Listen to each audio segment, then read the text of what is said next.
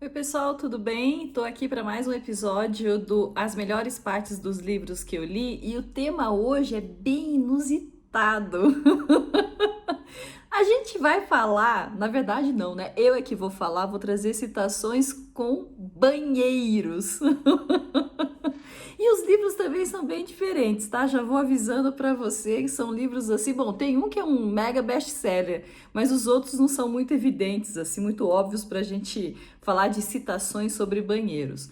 O primeiro livro que eu vou trazer, né? Por que não? Mais uma vez, eu adoro Harry Potter, então é o Harry Potter, mas aí o Cálice do Fogo. Então, escrito pela maravilhosa J.K. Rowling e na tradução da Lia Weiler, publicado pela Rocco em 2011.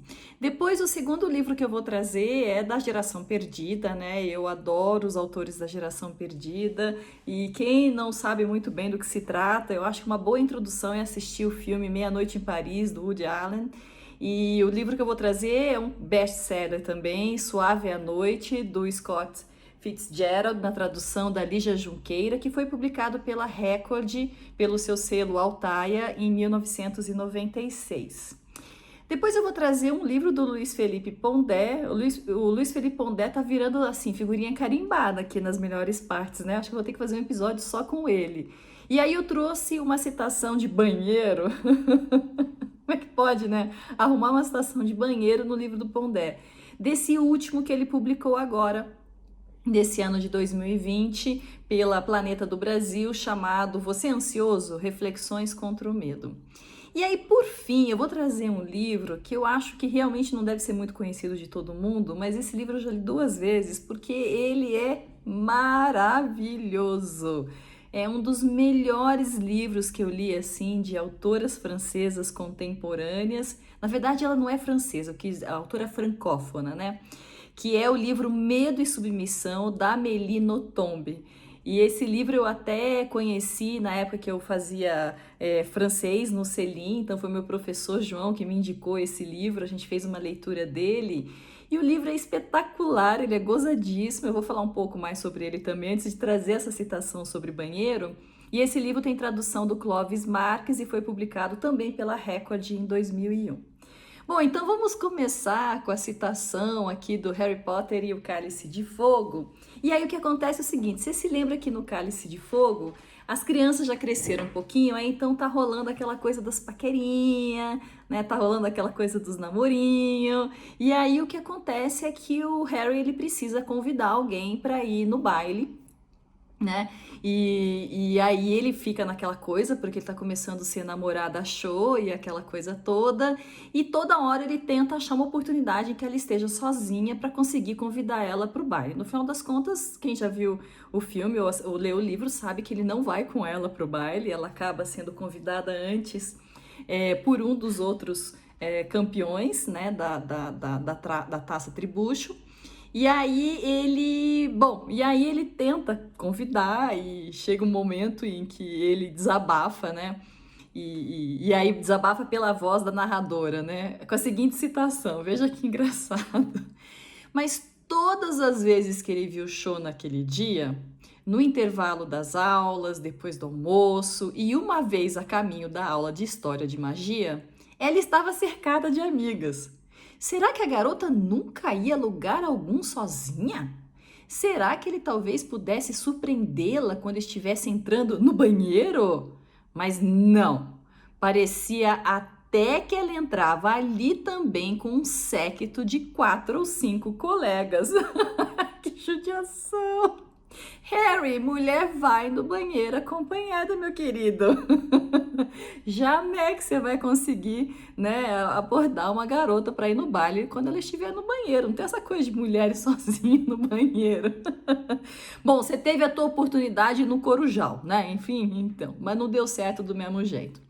Agora, deixa eu trazer uma citação sobre banheiro, então, desse livro do Scott Fitzgerald.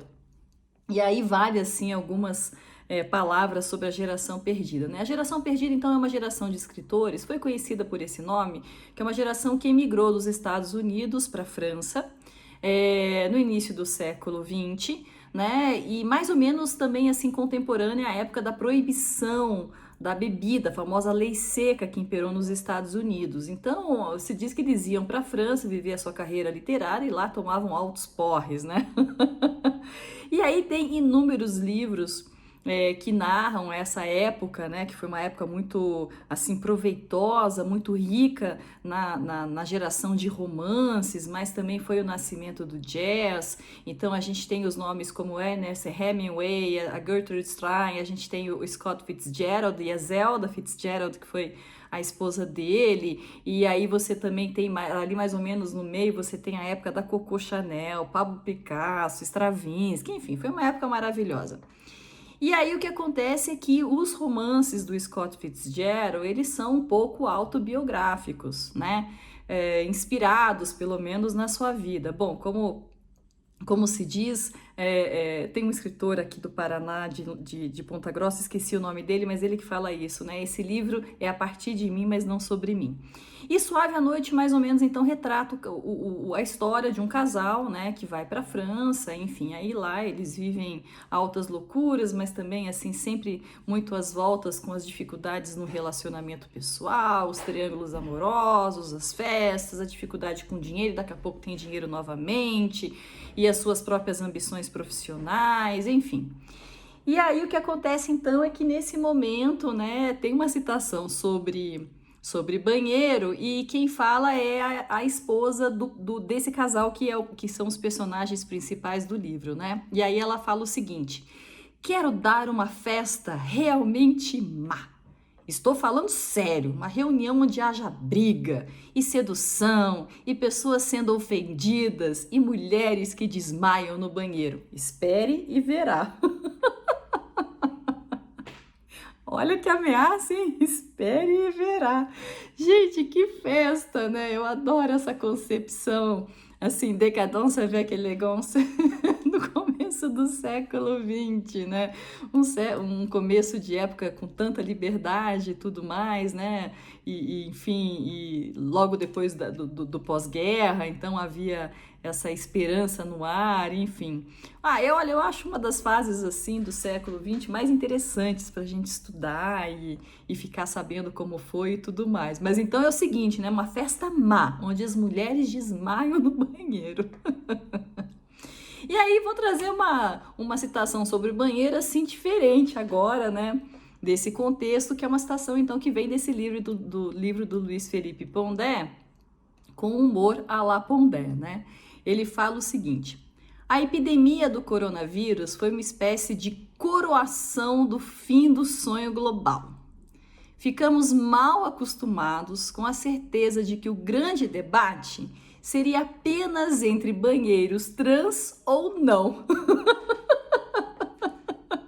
Pondé avacalha com tudo, né? Nada sobrevive. Ele já falou que ele não gosta de fazer a ode ao politicamente correto.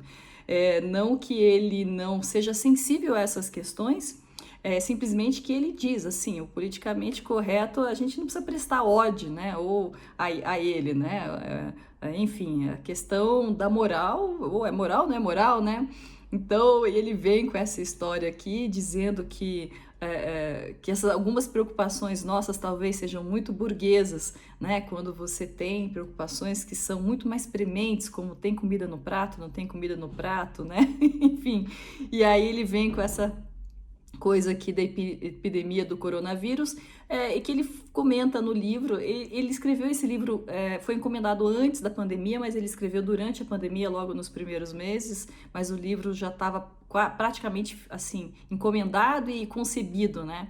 Mas ele fala mesmo que a pandemia veio como uma contingência nos colocando diante da morte e faz com que a gente recontextualize as nossas prioridades, como, por exemplo, né, essa discussão sobre banheiros. E aí, então, eu venho com essa última citação desse livro que eu comentei, da Amélie Nothomb, Medo e Submissão, e aí eu quero contextualizar porque realmente vale a pena. A história da Amélie é muito interessante porque ela é uma filha de diplomata, se eu não me engano, belga, né? Só que ela nasceu quando o pai dela, então, era um diplomata no Japão, e aí por lá ela ficou alguns anos enfim, acabou, quando criança, tendo a convivência com os japoneses. Depois acho que ela acabou novamente indo para outro país, enfim, filha de diplomata é assim mesmo. E aí depois, então, na vida adulta, ela se transformou numa escritora, mas ela, nesse livro, ela conta uma experiência um pouco autobiográfica, porque logo jovenzinha, assim, formada, tal, ela resolveu viver no Japão, né, até como uma experiência de voltar à vivência que ela tinha tido enquanto criança. E aí é muito interessante porque nesse livro ela reflete sobre a cultura japonesa e sobretudo sobre as diferenças abissais, né, entre a nossa cultura ocidental e a cultura nipônica. E aí então ela e essa personagem, né, porque o livro é inspirado nela, acabam trabalhando para uma grande multinacional japonesa e ela entra a princípio como uma intérprete, né, porque ela falava japonês e falava francês, então ela faria esse papel de intérprete. E aí o que acontece é que ela, logo na primeira missão que dão para ela, que seria, por exemplo, servir café numa reunião do board, né, do alto board dessa multinacional, em algum momento ela dá a entender que ela compreendeu a piada que os altos executivos fizeram na mesa. E ela faz uma espécie de comentário achando que ela ia abafar, né, tipo, abafei, né, em termos japonês. E aí, pro azar dela, isso é super mal interpretado, porque eles entendem que lá estava uma mulher, e aí nós estamos falando no início dos anos 90, então realmente a questão do machismo era muito mais preponderante, ainda estávamos falando de uma sociedade oriental, né, onde isso talvez pudesse ser mais relevante na época do que aqui no Ocidente. E aí, então, eles acham isso um absurdo, porque falam como que uma mulher pode entender o que está falando aqui, e aí vem também a questão do preconceito cultural, porque ela é uma estrangeira. Então, nesse momento, eles acham que ela não poderia mais se prestar ao serviço de intérprete, porque, enfim, não dava, né? Não tem como colocar uma estrangeira aqui no centro das decisões. E aí deslocam ela para uma área de contabilidade ou de controles financeiros, de planilhas da multinacional, e ela fica sob a supervisão de uma das únicas executivas mulheres daquela firma inteira. E aí começa um teste de paciência e de resistência com muito abuso mental. Porque ela é um zero à esquerda, ela não se adapta a esse trabalho, porque afinal de contas não é nem o temperamento dela, e ela precisa mostrar serviço, mas ela não quer porque ela não consegue, e a chefe dela fica enlouquecida porque todo mundo está julgando a competência dela, porque a estagiária dela é um zero à esquerda.